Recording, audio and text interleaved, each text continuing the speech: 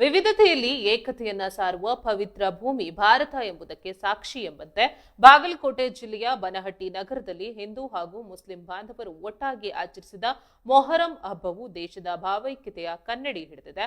ಹಬ್ಬದ ಅಂಗವಾಗಿ ತಖಿಮಾ Young committee ವತಿಯಿಂದ ಹಮ್ಮಿಕೊಳ್ಳಲಾಗಿದ್ದ ಸರ್ವಧರ್ಮ ಭಾವೈಕ್ಯತೆಯ ಸಮಾರಂಭವು ಅತ್ಯಂತ ಯಶಸ್ವಿಯಾಗಿ ನೆರವೇರಿತು. ಬನಹಟ್ಟಿಯ ಸರ್ಕಾರಿ ಪ್ರೌಢಶಾಲೆಯ ಹಿಂಭಾಗದ ಆವರಣದಲ್ಲಿ ನಡೆದ ಈ ಭವ್ಯ ಧಾರ್ಮಿಕ ಸಭೆಯಲ್ಲಿ ಒಂದೇ ವೇದಿಕೆಯಲ್ಲಿ ವಿವಿಧ ಧರ್ಮದ ಪೂಜ್ಯರು ಹಾಗೂ ಗಣ್ಯರು ಒಂದಾಗಿ ನಾಡಿನ ಸಾಮರಸ್ಯವನ್ನ ಎತ್ತಿ ಹಿಡಿದಿದ್ದಾರೆ.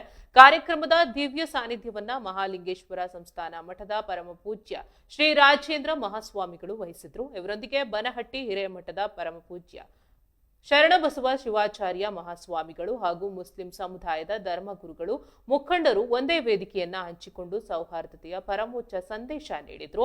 ವೇದಿಕೆಯಲ್ಲಿ ವಿಜಯಪುರದ ನಡೆದಾಡುವ ದೇವರಂದೇ ಖ್ಯಾತರಾಗಿದ್ದ ಜ್ಞಾನ ಯೋಗಾಶ್ರಮದ ಪರಮ ಪೂಜ್ಯ ಶ್ರೀ ಸಿದ್ದೇಶ್ವರ ಸ್ವಾಮಿಗಳ ಪ್ರವಚನದ ದಿವ್ಯ ನೆನಪುಗಳನ್ನು ಹಂಚಿಕೊಳ್ಳುತ್ತಾ ಮಠ ಮತ್ತು ಮಸೀದಿಗಳ ನಡುವಿನ ಅವಿನಾಭಾವ ಸಂಬಂಧವನ್ನ ಮುಕ್ತ ಕಂಠದಿಂದ ಶ್ಲಾಘಿಸಲಾಯಿತು.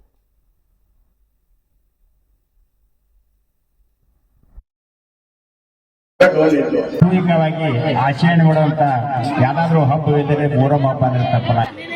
ಯಾಕಂದ್ರೆ ಇನ್ನೊಂದು ವಿಶೇಷ ಏನಂದ್ರೆ ನಮ್ಮಲ್ಲಿ ಹಿಂದೂ ಧರ್ಮದಲ್ಲಿ ಯಾವಾಗ ನಾವು ಹೊಸ ದಿನವನ್ನು ಆಚರಿಸ್ತೀವಿ ಅಂದ್ರೆ ಚೈತ್ರ ಶುದ್ಧ ಪ್ರತಿಫಲ ಅಂತ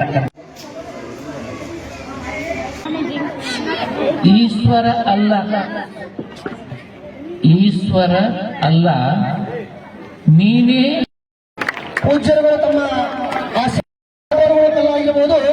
ಆದರೆ ನೀವು ಮೊಹರಂ ನೋಡಿದ್ರೆ ಬೆಳಗಾವದಲ್ಲಿ ದೋಣಿ ಉತ್ಸವ ಆಗ್ತದೆ, ಅಲ್ಲಿ ಒಂದು ಭಾರಿ ಪ್ರಮಾಣದ ಉತ್ಸವ ಆಗ್ತದೆ. ನಮ್ಮಲ್ಲಿ ಮೊದಲ ನಾಲ್ಕೈದು ಡೋಣಿ ಇತ್ತು. ಸಾಮೂಹಿಕವಾಗಿ ಆಚರಣೆ ಮಾಡುವಂತ ಯಾವ್ದಾದ್ರು